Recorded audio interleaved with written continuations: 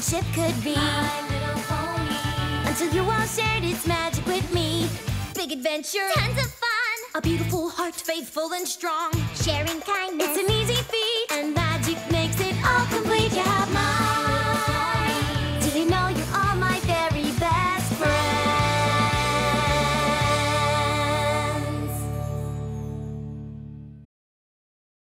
If it's for Miss Cheerilee, it needs to be perfect. So it's Pony Valentine's Day, which they call Hearts and Hooves Day, and the CMC has been working on a Hearts and Hooves Day card for Miss Cheerilee. Could definitely use just a little more glitter.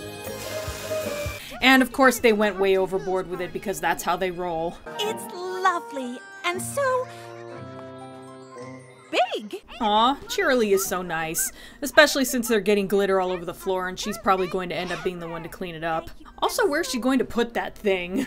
I'm sure it's nothing compared to the gifts you've gotten from your very special sun pony. That's getting a bit personal, isn't it, Sweetie Belle?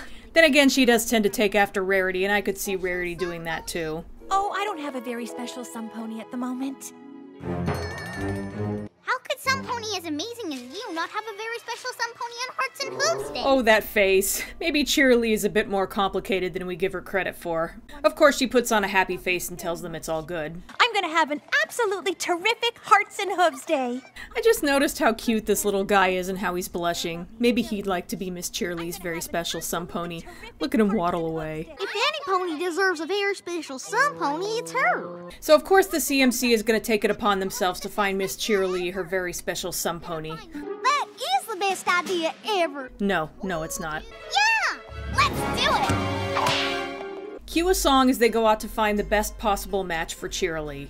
Cheerilee is sweet and kind. She's the best teacher we could hope for. This song is so cute. This is a terrible idea, but by God, they're going to put everything they have into it. Also, video games are canon. Also, I know you love your teacher and all, but maybe don't interrupt a funeral next time. He seems alright.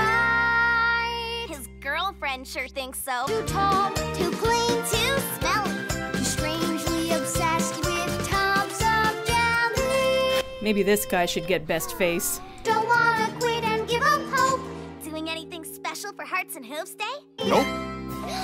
Anyway, in the end, they settle on Big Mac. Big Macintosh is the perfect match for Miss Cheerilee. He's really nice, super hard-working. He's the only recurring male pony on the show. Maybe he doesn't have to. I miss Squeaky Belle. Anyway, they know that Big Mac would be too shy to ask her out, so they're gonna try to get them in a room together and hope that Cheerilee asks him out. Let's get out there and create the perfect day. Yay! So they set up a picnic and get them both under false pretenses. Seems like there's only room for two.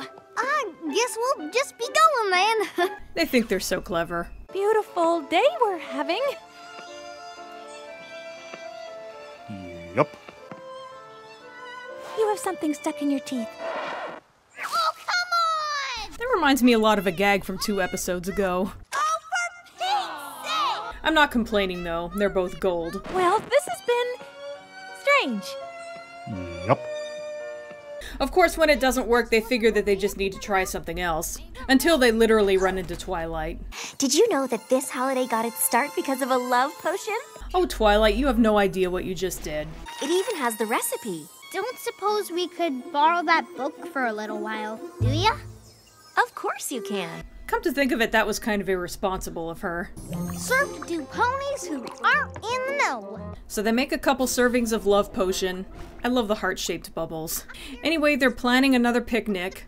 I feel kind of bad tricking my brother and Miss Cheerilee this way. Yeah, you should go with that feeling.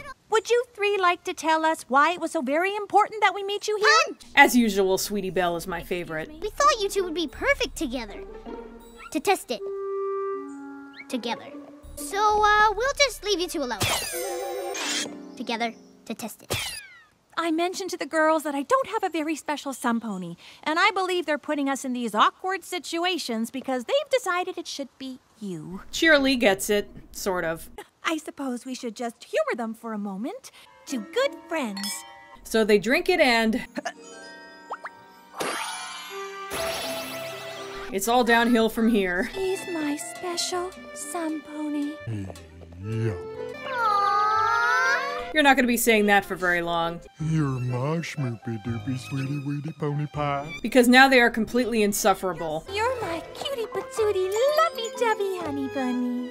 You're my hearty smarty smoochy woochie baby wadey. They make great faces though, especially Cheerilee. A kissy wissy snuggy wuggy sugar bear. However, I think I'm gonna give Scootaloo best face. Uh-oh. In any case, it turns out that there was a prince and princess who had been given the potion, and they had become so obsessed with each other that they ignored their duties. There's something here about a dragon, the kingdom falling, chaos reigning. They really should put the warnings before the spell. We may have put all of Ponyville in jeopardy! And now Apple Bloom thinks that Cheerilee and Big Mac not doing their jobs will cause the downfall of Ponyville, including starvation. That's a bit dark. But it turns out that there's an antidote. If we can keep Miss Cheerilee and Big Mac from looking into each other's eyes for 1 full hour, the love curse will be broken. Only an hour? We can pull that off in a second. You take the first sip, Snuggle Wuggle. Cupcake is getting too old for this shit. These lovebirds will probably be planning a wedding soon.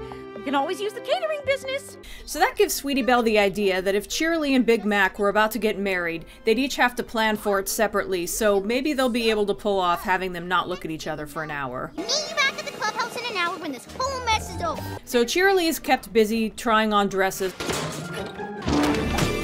while Big Mac is kept busy picking out a ring. I'm running out of ways to make diamonds sound bad. And with 25 minutes to go, Big Mac disappears. So now Apple Bloom is trying to slow down Big Mac while Scootaloo goes to Carousel Boutique to warn Sweetie Belle. But Big Mac is insanely strong. And once again, Berry Punch is wondering what she drank last night. It turns out that they were prepared. They had to have dug that hole really fast. Wait up! With 1 more minute to go, Cheerilee gets free.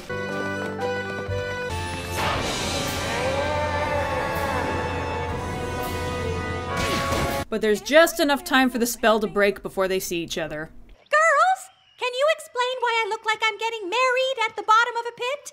We may have given you the teeny tiniest bit of love potion, and you may have gone just a teeny tiniest bit nutty. And the CMC admits to their mistake, and they realize why love potions are a terrible idea. It's up to every pony to choose that very special sun pony for themselves. We're sorry. And you can think about how sorry you are while you're doing all of Big Mac's chores at Sweet Apple Acres. Yeah, where's that stern streak when Diamond Tiara and Silver Spoon are causing trouble? Big Mac and I thought we'd have a picnic at the gazebo. Ready, Sugar Bear? Yep, pumpkin pie. I know they deserved it, but that was kind of mean. And so ends Hearts and Hooves Day.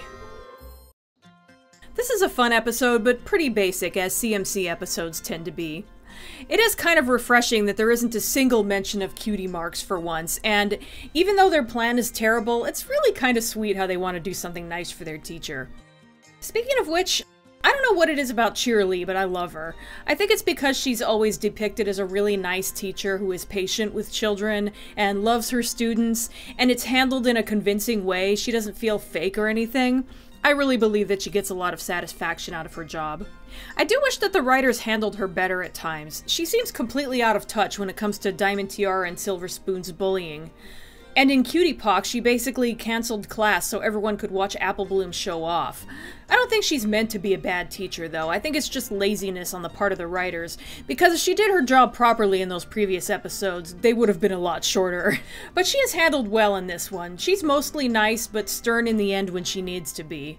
I also love her voice. She just sounds so matronly, but also has some sass. I also love her color scheme. I'm surprised I haven't done fan art of her yet.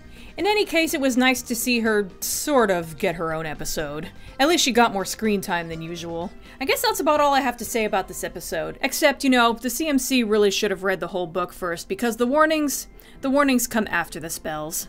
Next up is A Friend Indeed. See you then. We feel that at this rate we'll never find the perfect day. Don't wanna quit and give up hope. Doing anything special for Hearts and Hooves Day? Oh please, oh please, oh please say. Nope. We did it, girls, we found the one who will send our teacher's heart aflutter. Wait a minute, let me get this straight. Are you talking about my brother? So you three said you needed help identifying a tree? That's an apple tree.